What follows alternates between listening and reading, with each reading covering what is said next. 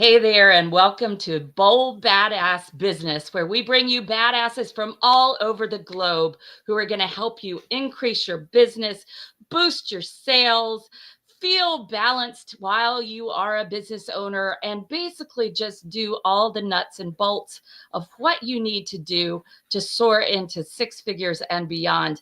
And you all, today, I'm so happy. And by the way, I'm Dr. Barnsley Brown. You can see that already. I know some of you come every week, and so good to have you here. I want to just let you know that this week we're lucky to have with us the mastermind guy, Jay Fairbrother, who is going to talk to us about a super important topic that most business owners really flub. Let's just put it that way. Today's word is flub. Most business owners flub this one. So today we're going to talk about why your high ticket offer must come first and how to structure it. But let me welcome to the show Jay Fairbrother, who, as I said, is the mastermind guy. He loves helping people have six-figure masterminds, and he's been in business for a good long time. Welcome, Jay. Thanks, Dr. Barnsley. It's a pleasure to be here. Excited to be on your show. I'm thrilled you're here as well. And, you know, it's been quite the week, hasn't it, in this country? It's been a week. It's been quite the week. And, you know, in the middle of everything, I hope that everyone, you're just taking care of yourself, however you wanted the election to turn out. I hope you're taking care of yourself. And I hope that you're thinking about how can we move forward and create harmony and create resources for everyone, basically. You know, everyone matters. That's what I hope, that we can bond together and somehow make it through this critical time in our country's history. So, Jay, quite a momentous day, huh? Momentous week. Yeah, to me, what relates to the topic that we're going to talk about today is the idea of self-reliance. We can't control what happens in our environment, in our country, in our elections, but we can control our own destiny in the sense of building a business that we can, rely on and making our own economy. I believe that. I really believe that, making our own economy, and also deciding what we basically plug into, right? What systems we plug into and what systems we don't plug into. We all have that right to do that, and, to align with our highest values. Yeah. Even no matter how external circumstances appear. So that's a great reminder.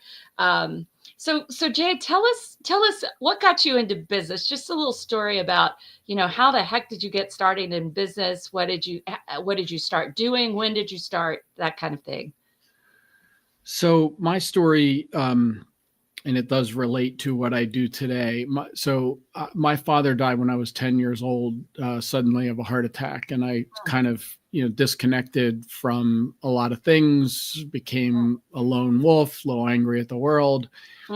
And maybe that's why I ended up being an entrepreneur, that sort of lone wolf nature. So I started my first business 30 years ago. And I was fairly successful out of the gate, pretty quickly grew it to $1 million in revenue, but I got stuck there. I kind of plateaued at $1 million. And that's when I joined my very first mastermind. And that was transformational for me because, I joined, it was an entrepreneur mastermind, and we joined it just to grow our businesses and be better entrepreneurs. But what happened is, within 5 or 6 months in these meetings, I'm starting to watch grown men cry as they start to open up and talk about their messed up marriages and their kid problems and the anxiety and depression from running their businesses. And it wasn't what we signed up for. But for me as an adult, it was my first real experience with that level of human connection. And that's what hooked me initially. And I went all in at that point on masterminds. I started joining every mastermind I could. I started facilitating them, running them, and eventually creating them. Wow. What a story, and to create out of the wound, out of the loss of your father, and to really, kind of go the lone wolf route, and then realize, I want human connection. Is so powerful, and to create this out of there. I think the saying there, two heads are better than one is always true, always true. And especially when you get 10 or 15 or 20 awesome people in a room, it's pretty impossible to leave there without being transformed, you know? Absolutely. Yeah. And there's something about peer learning Mm-hmm. that's different than any other type of learning. And the way I like to explain it, being a type A personality with maybe just a little bit of stubbornness, is like, for instance, I have 3 mentors that I pay a lot of money to every year to basically tell me what to do. And for me, it's usually the third or fourth time they tell me that I actually, decide to implement or Yeah. follow what they're telling me. But in a peer learning environment, when I'm in a mastermind and I can see someone like you, someone similar to myself that I relate to and respect, and you're going through a challenge that's similar to mine, and I'm watching you being helped, coached, supported by the other 8 to 15 people in the room, and I hear a solution that I can translate to my own situation, like I get it immediately. I don't need to be told 3 or 4 times by my mentors. It's a different type of learning. Yes, it really is. And it's easier to take the learning sometimes when it's quote unquote directed to someone else. Absolutely. And then we sit there and say, "Oh, but wait a second, that kind of applies to me too." Yeah. I think one of the things about those of us who are small business owners, we're so innovative. We're always changing up things. We're always creating. And that's a great strength. But also it can mean that we don't listen enough to what needs to change in what we've already created. It's like on to the next thing. Woo, here I go. Full speed ahead. Yeah, and what I have loved from hanging out for 25 years with other entrepreneurs is that there's always something that I can learn that applies to me from what someone else has either done successfully or what they have done and failed at. So I can always translate it to my situation. Yes, and especially when you've got a mastermind with multiple industries on it in it.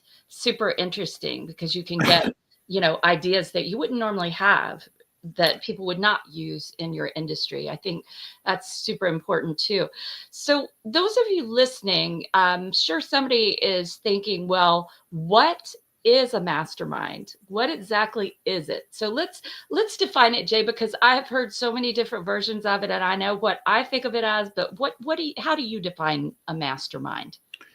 Yeah, so the term has kind of been morphed into things that aren't weren't the original intention. And in my industry of coaches, healers, thought leaders, speakers, a lot of what is called a mastermind is really just group coaching, but they put a mastermind label on it because it's a little sexier and they maybe can charge more money. So Napoleon Hill came up with the concept originally, and the idea was exactly what you said a minute ago. But one person with a brain in a room, second person with a brain, and you create this third invisible, intangible force that he called the mastermind, and put 8 to 15 people in a room and imagine the size of that invisible, intangible force, especially when those people, you tap into the common knowledge, the common experience, the common expertise and wisdom of those people. So that's sort of the true idea of a mastermind, is that smaller, more intimate group of people where everyone shares mutual respect, they build relationships with each other, and you get to be able to talk about things beyond like the surface level kinds of questions that happen in group coaching programs or in course programs. So it's getting to that deeper level is what really makes the mastermind special. And that can only happen really with a smaller group. It's not going to happen with a huge group. In a huge group, you can hot seat somebody, but when you've got a smaller group, like my favorite with my program is 8 people. That's it, Jay. It's Yeah. perfect. because nobody falls through the cracks. And at one point I had 13. It was too many.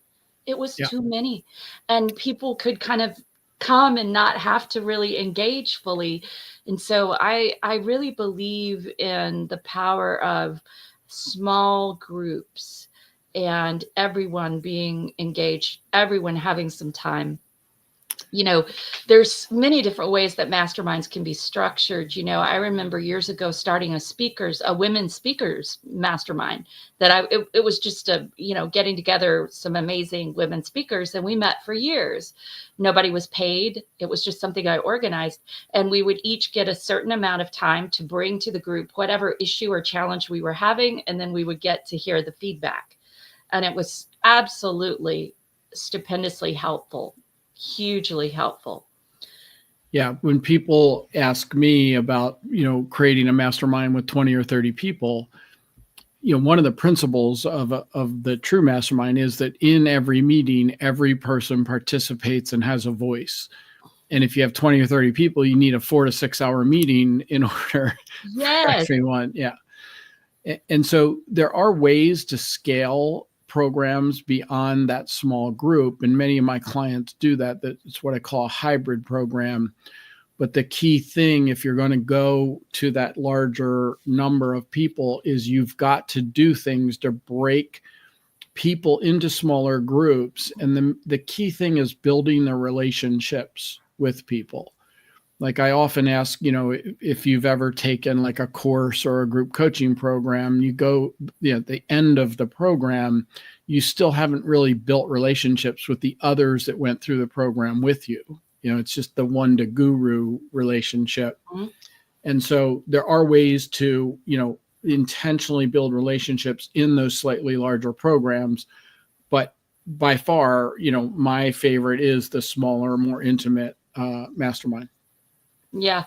And there's a great book, by the way, those of you listening to, in addition to, of course, Napoleon Hill was the person, as you pointed out, who created it. But Joe Vitale has a great book called Meet and Grow Rich.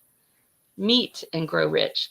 And he introduces how to set up a mastermind. For those of you who are thinking that you want to set up a mastermind, and by the way, what we're talking about in programs would be someone organizing and having, being the facilitator, being the paid facilitator. But you can also set up a mastermind in which you or someone else organizes, but you're going to need to have a great leader. You really are. Yeah, absolutely. So there's many types of masterminds, right? And there's peer masterminds where it may not be something you do to fuel revenue for your business, but I strongly encourage people to get into a peer mastermind just because of the value that can be created out of it. So for instance, I run 3 masterminds of my own. I run a local in-person mastermind of entrepreneurs here in Pittsburgh. I run a peer mastermind, which is for other successful coaches that are out there trying to sort of scale to the next level. And then I run a mastermind for my clients. So they're all different. They're all for a different audience, and they're all at different price points. Yes. And I love the distinctions you're making. So I hope everybody's listening.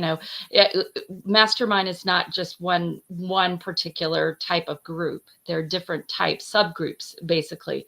And so you want to be clear what you want, but generally you're going to find a group that has the same committed goal.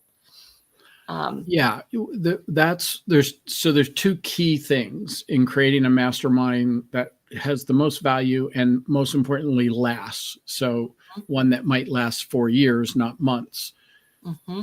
One is creating the container, and the container involves, everything from the types of agendas and how it's structured, but it also involves the commitment level, the protocols, the culture that you're building within the mastermind, sort of the rules of the mastermind.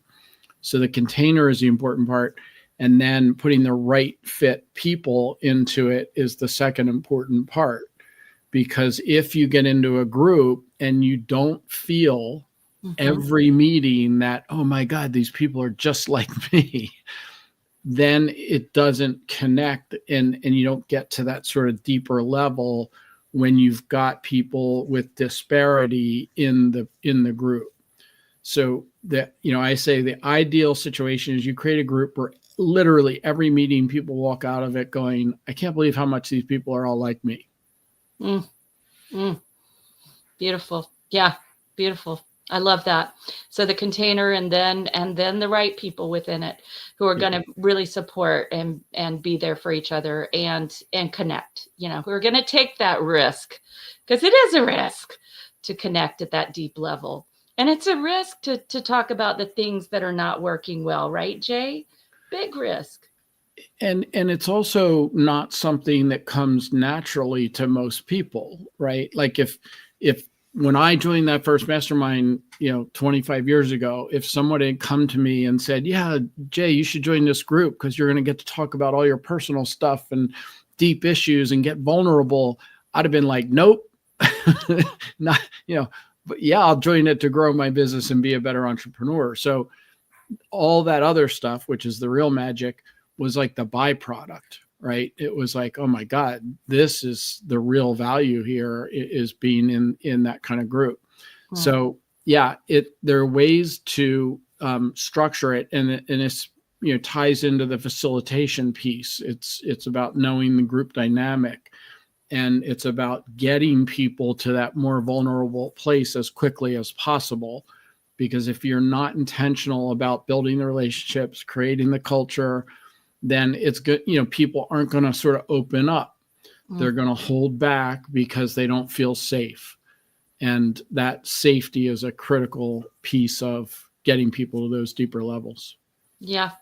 And I think this funnels perfectly. What we're talking about isn't different from our topic today, because when you have a smaller program that's highly connected and, a group, you are actually creating a high ticket offer. And that's so very important, to get away from the serving one-on-one, serving 1-to-1, and get it to leverage your time, but also to create bigger results for people in a group dynamic, in a group setting, is so important. So Jay, this, why your high ticket offer must come first. What is it about the high ticket offer that people usually miss in business? What do they usually miss? So in the sort of coaching industry, we're taught the ascension ladder model, right? You start with a lead magnet, and then a low ticket item, and then a mid ticket item, and then you have a course, and then maybe a group coaching program, and finally you can graduate to have a high ticket program. Masterminds, of course, being in my opinion, the best high ticket program you can create. So the problem with that model is that, and I see hundreds of coaches that struggle with this, is that it takes such effort. It takes, building a big, getting traffic, building a big email list, getting that big fancy sales funnel built to sell enough of the low ticket items to actually make a living, to create a sustainable business. But people get scared about creating, coming out of the gate and saying, no, I'm just going to create the high ticket offer and try to find 10 people who are willing to pay for the value I can deliver. Their mindset is, no, it's easier to sell $1,000 product, and I'll find 100 people to buy that. And finding 100 people is not an easy thing, especially in today's world with so many, competitors out there and people offering similar programs. So to me, it's always easier to find a few, make more money with fewer people. Right. And go deeper with those people, just go deeper with them. So yeah, most people will start with the little stuff, and there's fear, some of that can come out of, I don't know if it's that valuable, or that maybe they doubt themselves, or maybe they don't have proven results yet with clients. Those can be some of the things that hold people back. But so important that you take the leap, and develop something bigger, because it's going to take you as much time to find one of 100 customers as to find one of 10. And which would you rather do? Yeah, You know? absolutely. And the other thing that people do, and a lot of this is mindset, which you were just addressing, is that people make assumptions about their niche, about their market, and about their prospects. My people can't afford that. My people aren't in a position to pay for X or Y. And it's really a limiting belief, because in almost any market, there are some people who are willing and able to pay to get the amazing transformational value that you can provide. You've got to be able to provide value, and people have to feel like they're getting that value, and they have to perceive that value at the beginning in order to get them to commit to your program. But like you said, it's can you find 10, or do you want to find 100? Yeah, exactly. What's the best use of your time? And what's the best service to somebody? Because the truth of the matter is that serving somebody with a one-time thing, whether it's a book or an audio or whatever it is, one short little 3-month program, is not enough. It's really not enough. They're only going to scratch the surface. And Jay, I just was talking with someone who we ended up in an enrollment conversation. I didn't intend for that to happen, but she was telling me that another coach had told her to develop a high ticket 3-month program. And I'm like, I don't know why he would tell you that, because 3 months is very short. Why wouldn't you just develop a high ticket 12-month program? Because why when you get to 2 months, you're going to need to re-enroll those people or find new people. What? Absolutely. No. Yeah. I was talking with a 7-figure coach a couple months ago, and she was saying that she has clients that have bought every single program she's ever released. And she had one client say to her, I love you, but I bought everything you have, and it's time for me to find another mentor, find another guru, because she didn't have this kind of high ticket ongoing program. She didn't have a mastermind that she could roll people into. So that's the whole idea, is when people buy short-term programs, 6 or 8 week course, 3-month group, or 3-month program, like at the end of it, they think they're done. Like they think, okay, thank you very much for the value and transformation you gave me, and I'll let you know how I do. Whereas if you are intentional when you set up, whatever your initial commitment is, like when I create a mastermind, it's not a 1-year program. You might commit to 1 year, but it's an ongoing program. Exactly. Right. I want to keep you for 3 to 5 years, not 1 year. And I didn't mention this before, but that first mastermind I joined 25 years ago, I stayed in that one mastermind. I was in many over the years, but that one mastermind I stayed in for 17 years. I love that. Wow. Yeah. Every month I got value. Because it was working. And over the years, those relationships got deeper and deeper. I mean, those people were my brothers and sisters. Like in a very true sense, many of them are closer to me than my family members. I love that. That's so beautiful. And yes. And so when we can create a community, and, I really started my mastermind, my group coaching mastermind program to make it happen. I started it when COVID hit, Jay. I mean, literally, I'd wanted to do this for over 10 years. I'd had all these notes that I found, and I was like, oh my God. And I was meditating and asking for guidance. And the guidance was, you need to start that right now. And literally, I just started it on social media. And by Monday, I had 13 people in. Now I started with 1 month, and just, I did that and then I was like, oh no, people need to be in for the long haul. And what's great is that even when people leave, they still stay in touch with their group. Absolutely. And that for me is the mark of success with the mastermind, is that when people feel that connection where they still want to reach out, even when there's no power hour they need to come to and no things they have to send every day, that is a testament to what you've created, that container that you've created. And, something we haven't talked about, Jay, and I think it's really important as we were talking about the high ticket offer, is that the more access that someone has to you as the creator of the program, the more value and the more you can charge for it. 100%. So one of my mentors told me quite a while ago that, and this is a big problem in people who are solopreneurs, coaches, healers, thought leaders, is they go out and it's like they're okay, I got this program and it's selling, so let me spin off this other program, and then I'll spin off this other program as a way to sell more. And my mentor said to me, the ideal way to build this type of business is you have one program. Mm-hmm. And all you have in your different offers is increasing levels of access to you. And the more access, the more you charge for that program. And that model, to me, if more people followed that model, they would be a lot more successful. And faster. Yeah, and faster. Absolutely. Jay, it took me, okay, so here's where we're going to tell you some of our foibles, everybody. Let's put the crap out there, the stuff we've done that didn't work.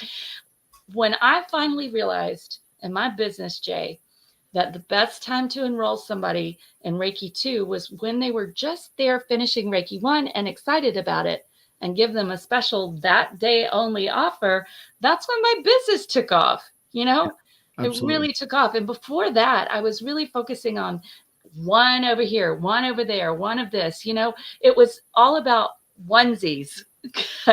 Onesies, you all don't. Onesies should only be for babies. It was about onesies. Stop thinking onesies. Think about what is your client pathway. And when they come into that big program, what are you going to take them into next? Yeah. Or how are you going to position the big program so that, as you pointed out, they want to stay for 17 years? It's not an optional thing. They realize it's just fundamental to their success. Yeah. And I did the same thing. So I started following the same model of, I created a low end program. I think it was a $500 program on pricing. Then I created my Mastermind course. And I still have that Mastermind course to this day. But the model I was following was, people will take my Mastermind course. Then I invite them to a 3-day virtual event, which I still run these 3-day events. And then those, 70% of the people who come out of that 3-day event that might join my high ticket offer are the people who took the course. In my case, I started doing these 3-day events, and 70% of the people who bought my high ticket offer never took the course. It was like reverse of sort of with the industry model of, that ascension ladder thing.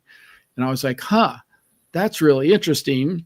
People will jump right into my high ticket offer. Obviously I have to do that 3-day event very well and get people to connect with me and fall in love with me to join. But it absolutely can be done.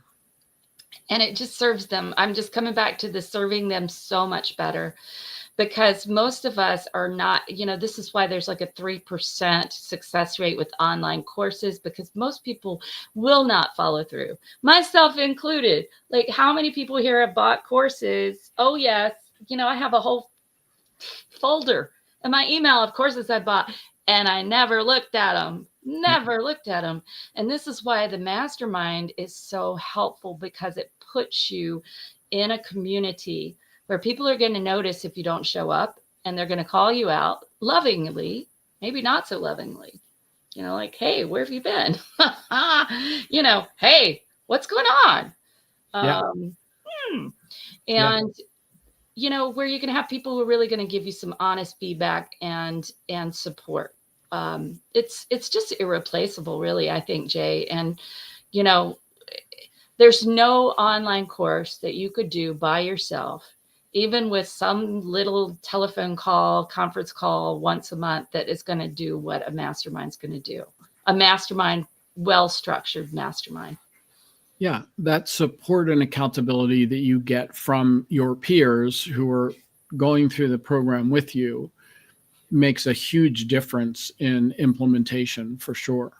Yeah. Yeah, I have tons of courses on my computer somewhere that I bought and never opened.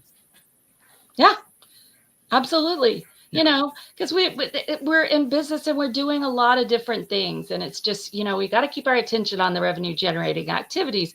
But if there really is something that you needed from a course, you got to have some structure to do it and to get it done.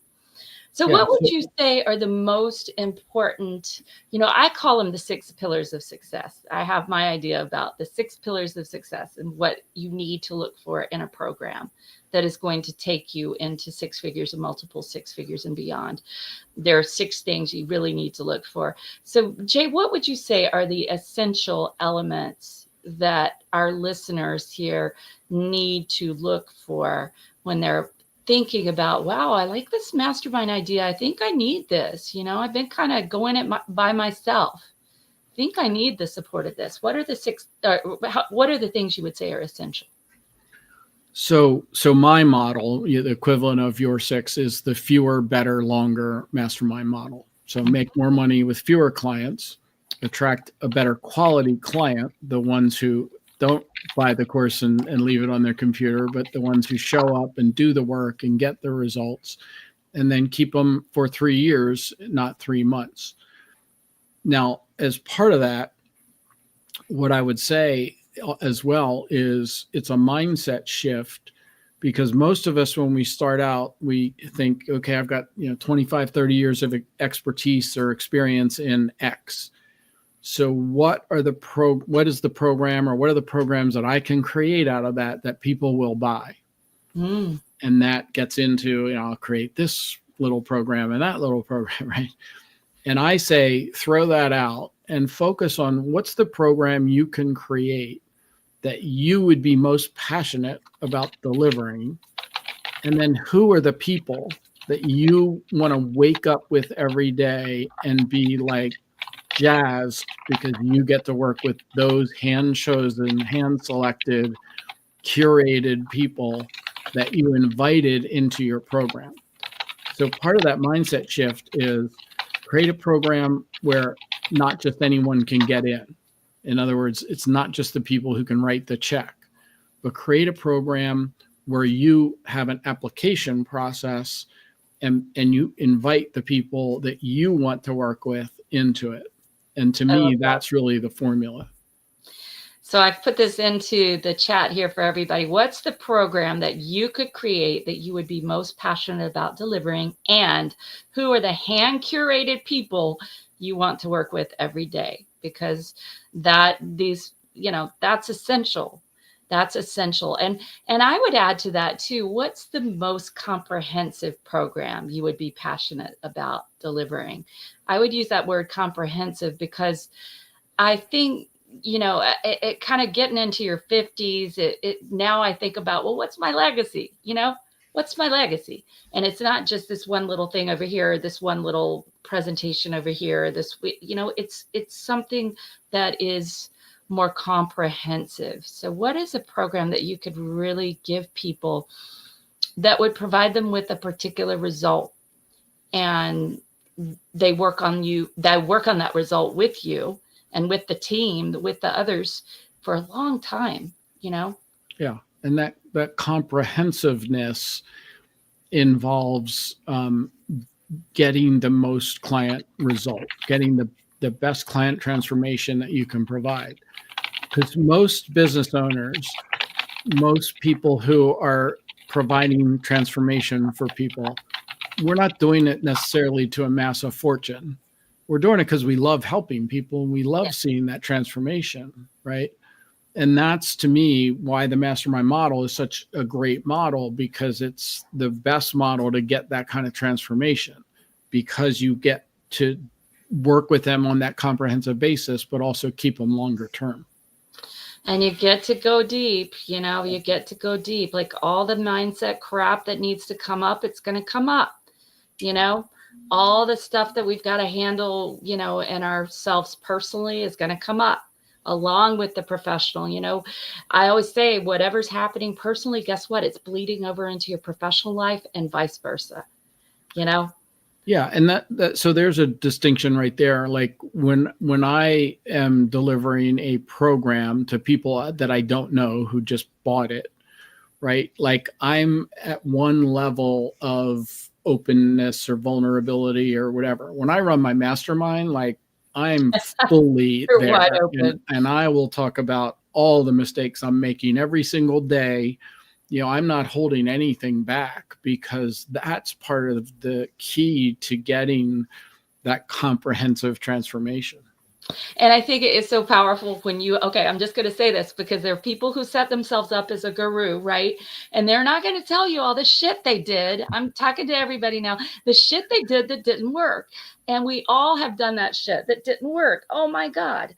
And, this is why I say, and my clients will say this, and I take it as such a compliment. They were like, well, thank you for just being so open and, not putting yourself above us. And I'm like, I'm not above you. I'm the organizer here and the facilitator, and I'm going through my own struggles too, just like you are, just like you are, just like you are. And it's so good to be able to speak it.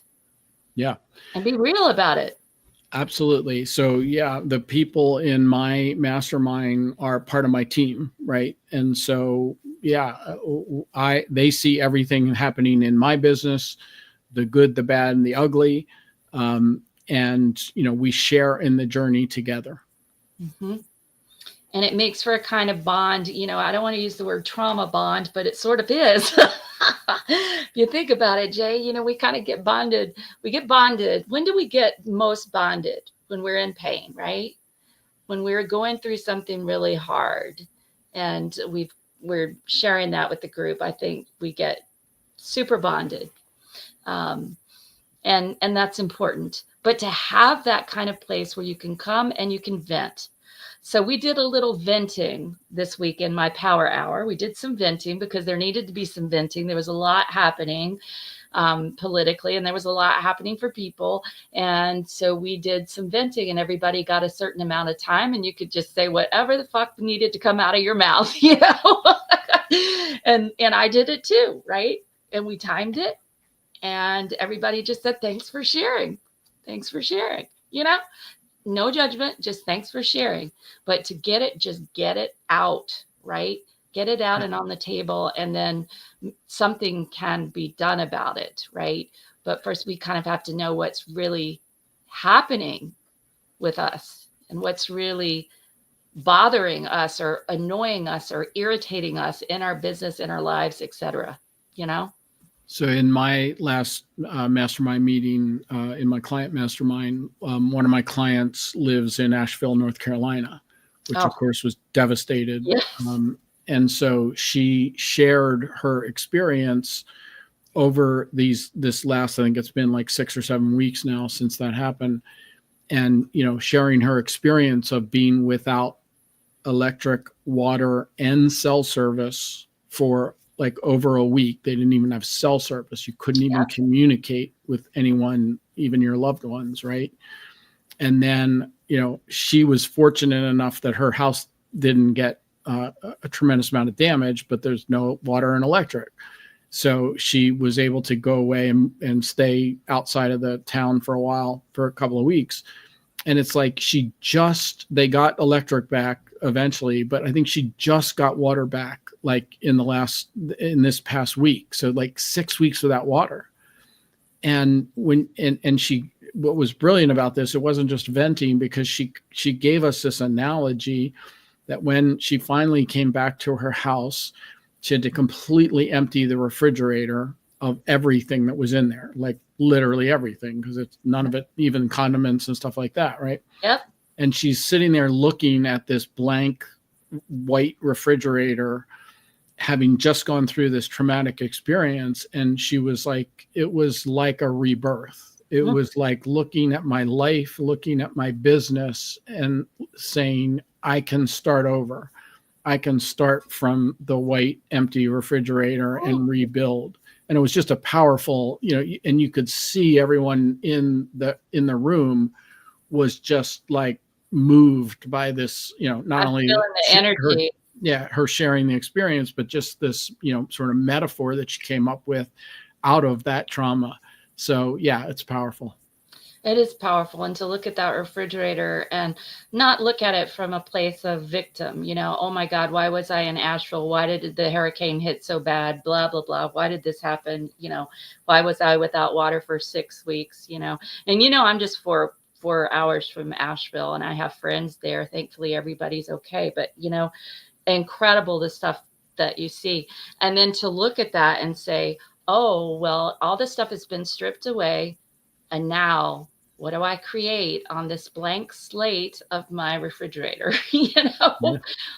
And I think, Jay, I'm kind of going through a stripping away process myself in my business, because there are just certain things that I'm just wanting to let go of, that I've done for years and years, and I'm so good at them. Like I just did the final attunement for my, a Reiki master group. I'm so good at them, but something else is calling, which is the children's books, and I'm just stripping this stuff away. And I just want to say to everybody, there's grief involved with that. There is grief. There's a piece of grief there because it's been so much a part of me. And I was thinking about all the people I've had the honor of teaching and training through these years, in 5 different countries. And then part of me was like, well, you're not leaving it forever, but maybe we are sometimes. Maybe we are. So that idea of letting go of things is one of the hardest things for entrepreneurs to do, because we're so invested in the things we built that might be kind of working, right? They're producing some revenue. They're kind of working. I can do it in my sleep kind of thing, but you're not fueling your passion, and they're not driving the revenue in your business. So we're talking about high ticket offers. When you talk to, 7, 8, 9-figure coaches, they'll tell you that 80% of their revenue comes from high ticket programs. And the rest is, it's not because they're selling thousands of courses. Yep. It's because they've created these high ticket programs with high level access to them. And that's 80% of their revenue. But most people don't see that because. All right, Jay, I'm pausing you. We're going back. Okay. Go back a second. I want you to say this again, because this is pure gold. Everybody listen, listen, listen, listen. Okay. Say it again. Those 7-figure people, what's the percentage? Yeah. So in 7, 8-figure, coaches, thought leaders will tell you that 80% of their revenue comes from their high ticket program. And that's true for me now too. And when we see these people from the outside and we see their marketing and we see all the stuff that their big fancy sales funnels created, we think, man, they must be selling, thousands of these courses or low end programs. And they, some of them do, right? Some of them still sell a lot of that low end stuff. I'll share. So there's a friend of mine who created a mid 6-figure coaching business with nothing but a $14,000 mastermind. She didn't have courses. She didn't do one-on-one. The only way you could work with her for years was her $14,000 mastermind. Now, what's interesting is that after she got to mid 6 figures, just in the last couple of years, she's added a course. Now she has a mid-level coaching program, but she did it after the fact. Mm-hmm. Once she had already achieved, what she wanted to get to in terms of her high ticket program.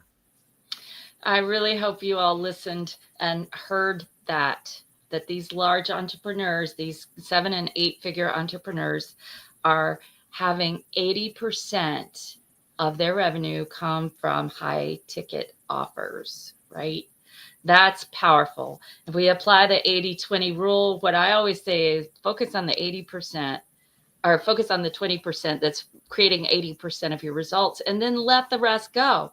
So there's 20% of what you're doing that's producing 80% of your results. Just do that.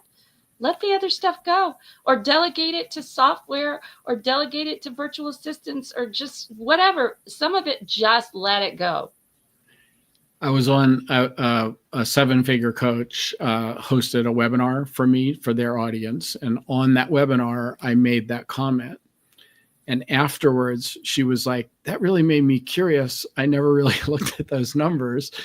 She asked her team to get those numbers for her. And sure enough, 82% of her 7-figure income came from her high ticket program. So that remaining 18%, not so important. What if she just increased the high ticket program a little bit more? She could let the other stuff go. She could. She could. It's so important. She could if she wanted to, or she can just let it go in terms of delegation, right? Just have it all delegated out. So her focus is right there.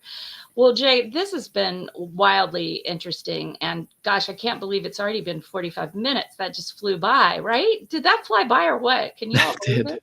It's like, what? We just started talking. But when we talk about masterminds and we talk about how to make the most of our time and leverage it and how to serve people, man, I'm all over that. And you have given us so much good fodder for thought and so many ideas, and I really hope those of you listening are getting the point, which is don't focus on those little one-offs, the onesies, as I called them. Don't focus on the onesies. Find a way to create something more comprehensive that is really, as Jay put it, with the people you love working with and the thing you're passionate about doing, and make it ongoing. So the commitment may be 12 months, but it's understood that this really is an ongoing thing. You'll want to re-up and re-up and re-up. It's not something that at the end of 12 months you say, okay, I'm done. Thank you so much. Where's my graduation certificate? Oh, no. That is not what we're talking about. So Jay, here's the time that everybody loves. Oh boy, studio audience. That's my dogs.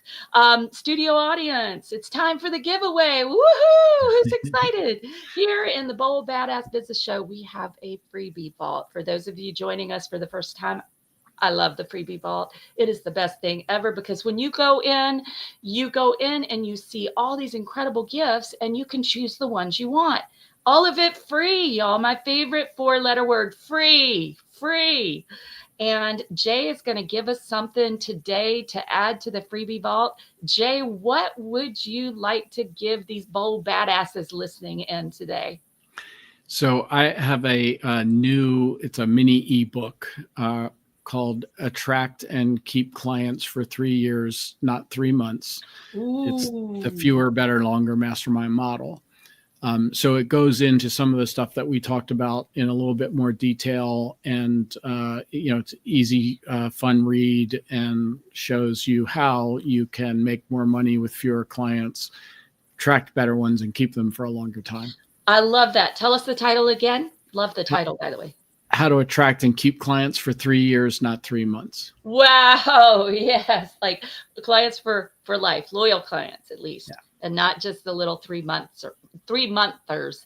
I love that. That's fab. Not the toddlers, not the little ones, but to keep them forever or keep them for a longer time. Because if you keep them for 3 years, you're probably going to keep them for life. Think about it. You just might. You just might. And how cool is that?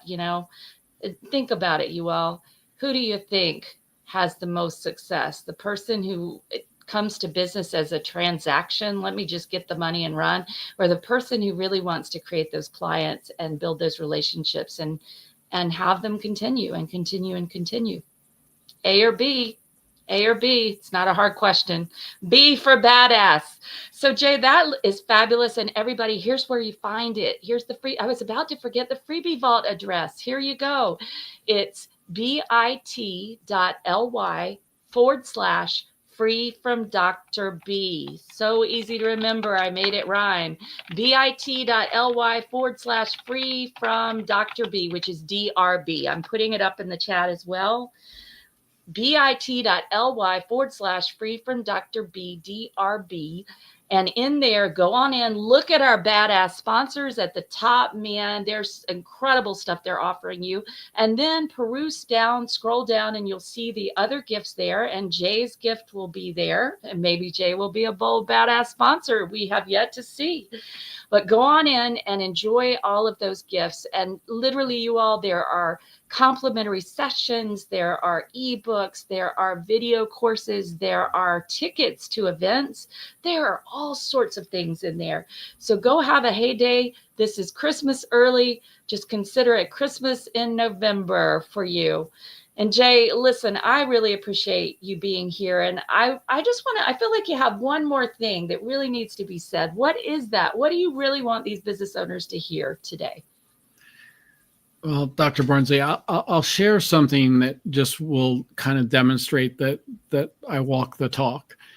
I was doing, I had about 5 months ago, I had gotten some testimonials from clients in my mastermind. And I was last month getting some new people to add in and doing an updated testimonial reel and that kind of thing. And as I was doing that, now there's like 8 or 9 people that have done these testimonials. And as I was doing it, it occurred to me that every single person, as I was asking him for the testimonial, without any prompting from me, every single person talked about the value of the relationships they've formed with everyone else in the mastermind. Mm-hmm. As I was getting the testimonial, and it really hit me that that is exactly what you want to create in a mastermind, where they feel like, no, it's these other, I get so much value from everybody else in the group, not just from me, the leader. So that's really what you want to strive for, is, intentionally build relationships, because people want that human connection, right? AI can't replace that. You want them all to be engaged, right? Everyone's a leader there. When we create that container where everyone steps forward and initiates conversations or initiates celebrations or initiates, topics, oh man, there's nothing better, right? Yeah, absolutely. I really appreciate that reminder, because I think sometimes we can hope, we're like, oh my God, look at all they created. Oh, she got in 7 months, she got to 101,000 and blah, blah, blah, blah, blah. And she never really thanked me. You ever say stuff like that to yourself? Yeah. Yeah. I'm just being honest, right? You all, and we just got to let go of that, because the truth is that the seeds are sown by the whole group, right? And the seeds are sown by the whole group. We need to let go of expecting to get a thank you, and just be happy for and celebrate for the success, right? So I really appreciate what you're saying. We're just there with this group, and we're creating this group so that everyone can be in their greatness, and that's super powerful. Well, listen, Jay, thank you so much. Wonderful to have you here. Jay Fairbrother, the Mastermind Guy. You all make sure you go into the freebie vault, which is bit.ly/free from Dr. B, DRB, and look for Jay's gift, which is going to help you keep your clients, attract and keep your clients for not just 3 months, but for 3 years. Oh my God, you got to have it, right? And everybody, be sure to tune in next week, 4:30 p.m. Eastern, 1:30 p.m. Pacific, when we will have yet another bold, badass guest for you. And in the meantime, maybe you don't feel like a badass today. Maybe you're having a hard day. But remember, you're here. So you are a badass. So get your ass up and keep going. Keep on trucking. I'll see you next week.